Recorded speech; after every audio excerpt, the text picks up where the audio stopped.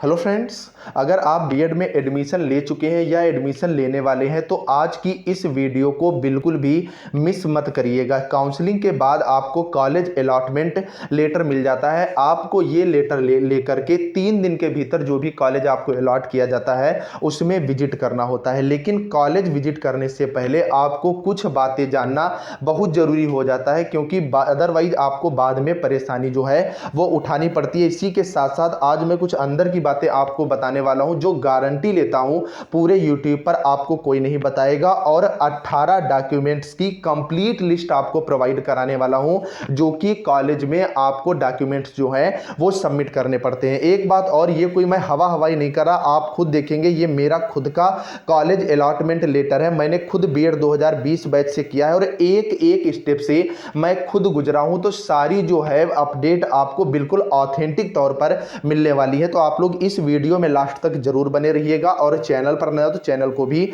आप लोग सब्सक्राइब जरूर कर लेना। तो देरी ना करते हुए हम लोग बढ़ेंगे। तो सबसे पहले जब आपको कॉलेज अलॉटमेंट लेटर जो है वो मिल जाता है, उसके बाद आपको परेशान होने की बिल्कुल भी जरूरत नहीं है। आप कॉलेज अलॉटमेंट लेटर, 10वीं 12वीं की मार्कशीट, आधार कार्ड और जो आपका लेटर होता है, इन 3 चीजें लेकर के आप सुकून से कॉलेज चले जाइएगा। वहां पर अपना नाम लिखवा दीजिएगा, मतलब कॉलेज अपनी तरफ से स्टैंपिंग कर देगा कि इनकी विजिट जो है वो 3 दिन के अंदर कंप्लीट हो चुकी है। तो पहली बात तो ये कि आपको सारे के सारे डॉक्यूमेंट्स जो हैं वो वहां लेकर के नहीं जाने होते हैं। अब दूसरी बात ये कि अच्छे से समझ लीजिएगा, अगर आप प्राइवेट कॉलेज में एडमिशन ले रहे हैं तो जब आप फर्स्ट टाइम विजिट करते हैं, और ये मैं सारे कॉलेजेस की बात कर रहा हूं, तो वहां पर कुछ ना कुछ पैसे आपसे लिए जाते हैं। पैसे लेने के पीछे कारण क्या क्या हो सकते हैं? पहली बात तो ये कि आपको डोनेशन के नाम पे 2 से 3 हजार रुपए एक साल में ले लिया जाए। दूसरी बात ये कि कॉलेज के फॉर्म भरवाने के नाम पर आपसे ले लिया जाए, या वो डायरेक्टली भी आपसे कह सकते हैं कि इतने पैसे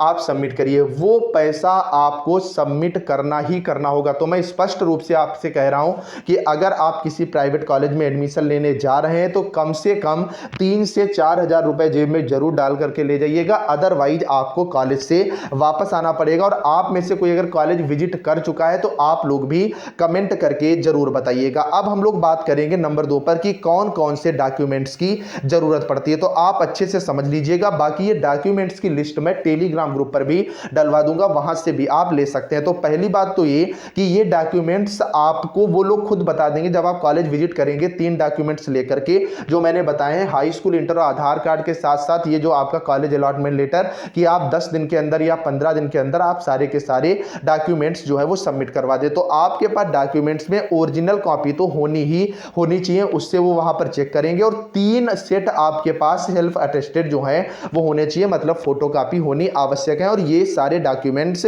मुझसे भी लिए गए थे। तो नंबर 1 पर आपके पास 10th की मार्कशीट होनी चाहिए, ओरिजिनल भी, और उसकी 3 कॉपी होनी चाहिए। 12th की मार्कशीट होनी चाहिए, ग्रेजुएशन की मार्कशीट होनी चाहिए, और 10th या 12th अगर आपने पहले किया है जब उसका प्रमाण पत्र भी बनता था तो प्रमाण पत्र की भी 3 फोटोकॉपी और ओरिजिनल कॉपी होनी चाहिए। नंबर 4 पर अगर आपने पोस्ट ग्रेजुएशन कर रखा है तो उसकी भी मार्कशीट होनी चाहिए, और अगर नहीं कर रखा है तो कोई टेंशन की बात ही नहीं है। 5वें नंबर पर आपका आधार कार्ड होना आवश्यक है। 6ठे नंबर पर जो आपने आवेदन किया था बीएड एंट्रेंस के लिए, आवेदन पत्र जो है वो होना चाहिए। अगर आवेदन पत्र नहीं भी है तो भी ज्यादा कोई परेशानी वहां पर नहीं होगी, लेकिन आपके पास प्रवेश पत्र होना आवश्यक है और स्कोर कार्ड भी होना आवश्यक है। ये दोनों डॉक्यूमेंट्स जो है नेसेसरी है, और कॉलेज इनकी डिमांड 100% करता है। उसके बाद कॉलेज चॉइस फिलिंग आपके पास होनी चाहिए। जो भी आपने कॉलेजेस चूज करे थे वो कौन कौन से थे, उसमें आपने किस नंबर का कॉलेज जो है आपको अलॉट हुआ है। उसके बाद आपकी समस्त फीस रसीद होनी चाहिए, जिसमें आपने रजिस्ट्रेशन जो कराया था 750 रुपए,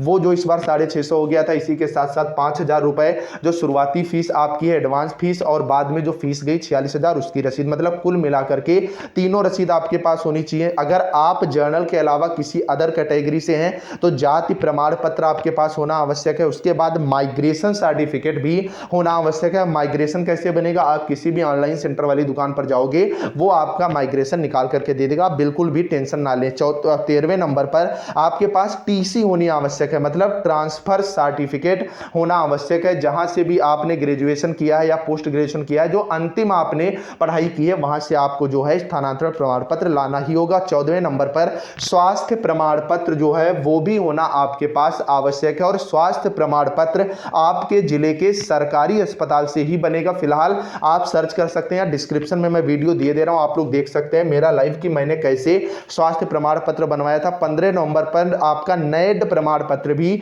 होना आवश्यक है। 16वें नंबर पर आपके पास चरित्र प्रमाण पत्र भी होना जरूरी है। चरित्र प्रमाण पत्र जहां से आप टीसी बनवाएंगे वहीं से आपका बन जाएगा। 17वें नंबर पर शपथ प्रमाण पत्र भी होना चाहिए, जो कि आपकी तहसील से बनेगा। 18वें नंबर पर फोटो आप 4 से 8 लिए जाइएगा, जितनी भी डिमांड होगी वो वहां ले लेंगे, कुछ एक्स्ट्रा फोटोज ही स्कूल वाले जो है वो रखवा लेते हैं। ये पूरी लिस्ट मैं टेलीग्राम ग्रुप पर डलवा रहा हूं, जिसका लिंक नीचे डिस्क्रिप्शन में है। बाकी जो भी है स्वास्थ्य प्रमाण पत्र, नैड, आगे का प्रोसेस क्या है, सारी चीजें स्टेप बाय स्टेप वीडियो के माध्यम से आपको मिलती रहेंगी। तो आप लोग इस चैनल को तो जरूर सब्सक्राइब कर लें। कोई डाउट है तो कमेंट करके पूछ लीजिएगा, और मुझसे अगर डायरेक्ट बात करनी है तो ज्वाइन वाला बटन जो है वो ज्वाइन करो, उसके बाद कॉल कर लीजिएगा, आपकी बात जो है वो हो जाएगी। बाकी अगर कोई डाउट है तो कमेंट करके जाइएगा, और सब्सक्राइब जरूर कर लेना, शेयर कर लेना। Bye bye.